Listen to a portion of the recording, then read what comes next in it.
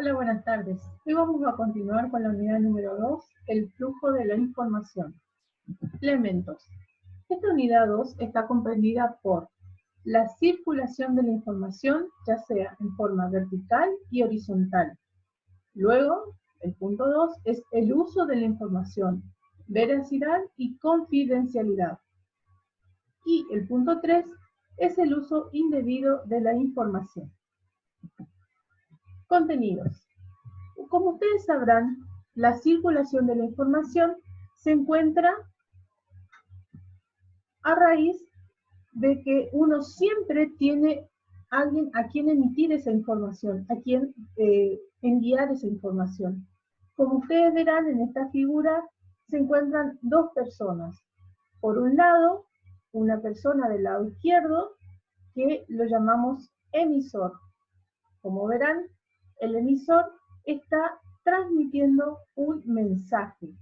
Ese mensaje lo realiza a través de un canal.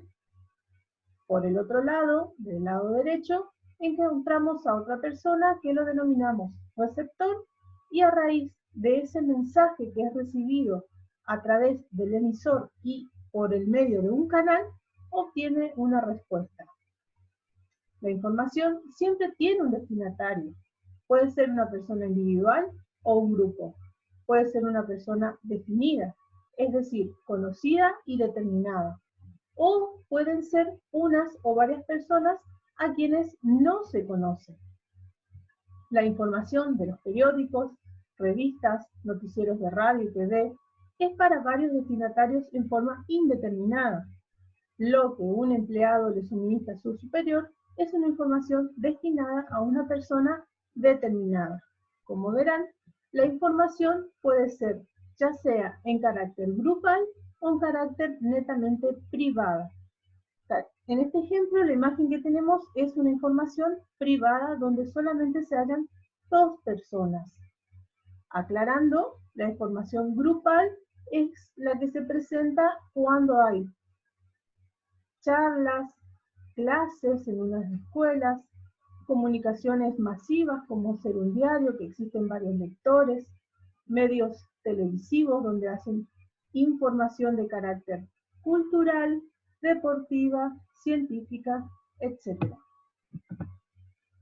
¿Cómo es la circulación de la información? Aclarando nuevamente, como verán, tenemos los medios masivos de comunicación en forma escrita que encontramos hoy por hoy a través de los diarios impresos, periódicos, pero también tenemos los noticieros de radio o TV, que es la información que se transmite a varios destinatarios de forma indeterminada, es decir, no tiene un receptor en forma individual. Lo que un empleado le suministra a su superior es una información destinada a una persona determinada.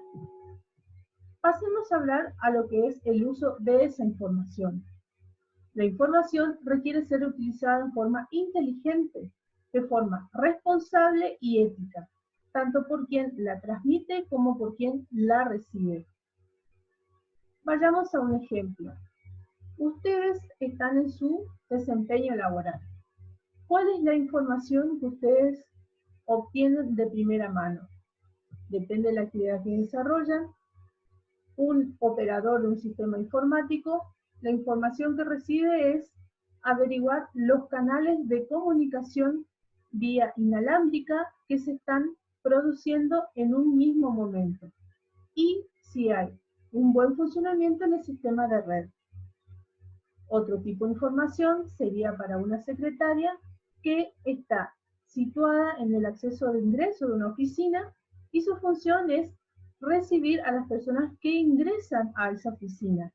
Entonces, la función de ella es informar qué actividad se desarrolla en esa oficina y cuáles son las posibles soluciones. Por ejemplo, conocer qué actividades se desarrollan, hablemos de un estudio, etc. Pasemos a hablar qué es la comunicación. Comunicación. El término comunicación procede del latín comunicare, que significa hacer a otro partícipe de lo que uno tiene.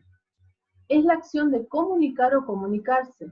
Se entiende como el proceso por el que se transmite y recibe una información. Todo ser humano y animal tiene la capacidad de comunicarse con los demás.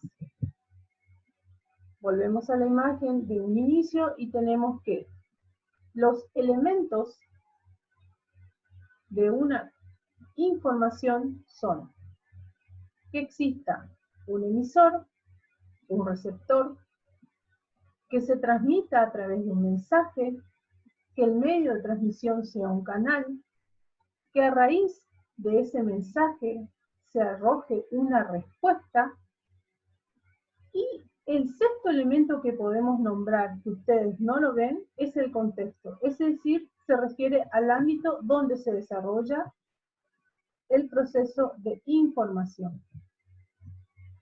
Como ustedes verán en esta imagen, tenemos los elementos de una comunicación. Ven, por ejemplo, el emisor, que es la persona rubia, la que se encuentra en el lado izquierdo. El receptor es el hombre que tiene la mano levantada. ¿Cuál es el mensaje? Es la pregunta de cómo está. ¿Cuál es el código? En este caso es el idioma castellano. ¿Cuál es el canal? Es el aire. Y el contexto es la forma en que se realiza esa comunicación. Elementos de la comunicación. El emisor es el encargado de iniciar la acción de comunicar y emitir la información. Esto decide de qué manera realizar la acción. El receptor es quien recibe el mensaje o información, ajustándolo e interpretando según los signos lingüísticos. Luego de su interpretación, está en capacidad de emitir una respuesta al emisor. ¿Cuál es el mensaje? También conocido como la materia del proceso, es el contenido bien sea de una carta, un correo, un mensaje hablado, grabado entre otros, y hoy por hoy sabemos que otros elementos del mensaje son los correos por la telefonía celular, las casillas electrónicas, de mail, etc. Pasamos a hablar de los restantes elementos de la comunicación. Por ejemplo, ¿qué es el canal de la comunicación? Es el medio a través del cual es transmitida esa información o mensaje. Este puede ser natural, como lo es el aire, o artificial, como existen muchos, entre ellos cartas, mensajes de textos o mails. El código es un elemento fundamental en la comunicación. Son signos del idioma combinados por el emisor según sea el mensaje que desea transmitir. Y cuando hablamos de contexto, si ustedes recuerdan en la unidad anterior, hablamos contexto y se refería al ámbito, es decir, es el medio o entorno que rodea al emisor y receptor al momento de realizarse la comunicación. Les quiero aclarar que después del dictado de este primer punto, les voy a elevar un trabajo práctico que sea desarrollado por ustedes y luego será remitido en mi casilla de correo electrónico dado por los rebeldes. Seguimos con el tema de la comunicación. La comunicación puede darse de dos formas, ya sea en forma vertical o en forma horizontal. ¿Qué se refiere a la comunicación vertical? La comunicación vertical es aquella en que la información fluye entre subordinados y superiores, dentro de una organización. Si ustedes recordarán la imagen de la unidad anterior, habíamos explicado la cadena de mando, es decir, toda organización en la que nos hayamos inserta se encuentra de una estructura o cadena de mando, es decir, todos tenemos en el ámbito laboral que desarrollar tareas y elevarlas a los superiores. De allí hablamos sobre la tarea vertical. Así como ustedes tienen una tarea que elevar a sus superiores, a ustedes a la vez pueden tener personas a su cargo que les suministran información. De allí es que es vertical, es decir, fluye hacia arriba. Cuando hablamos en forma horizontal, llamamos comunicación a la que fluye en forma lateral. dentro de una organización, involucrando personas que se encuentran en el mismo nivel. Podemos citar como ejemplo a los compañeros del mismo área.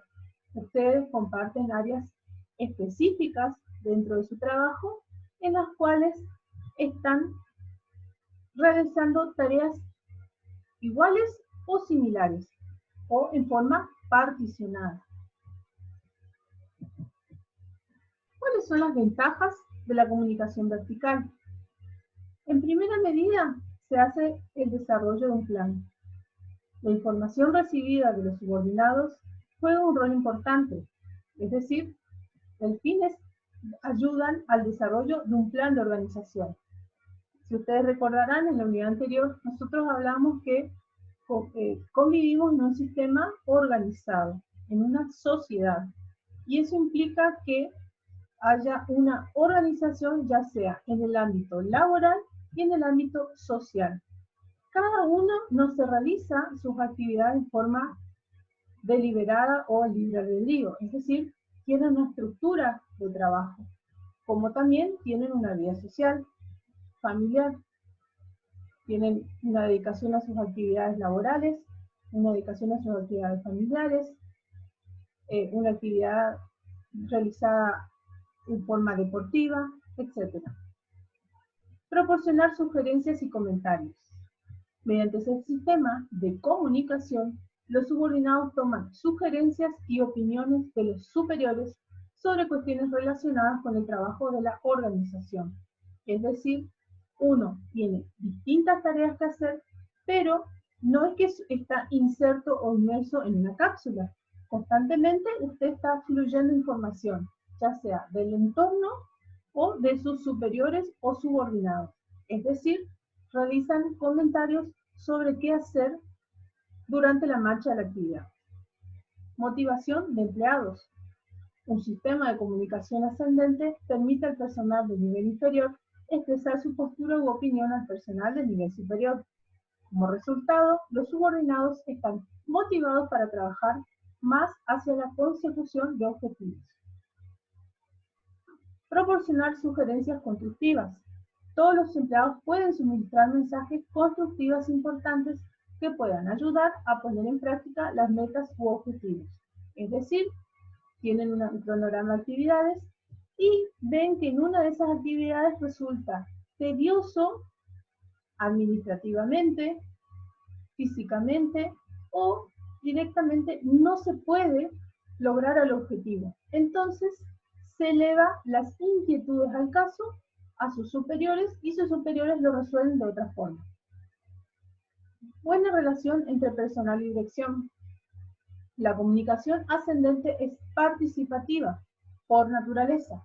La información es sugerida desde los niveles más bajos de ejecutivos y empleados a los altos ejecutivos para que tomen una decisión.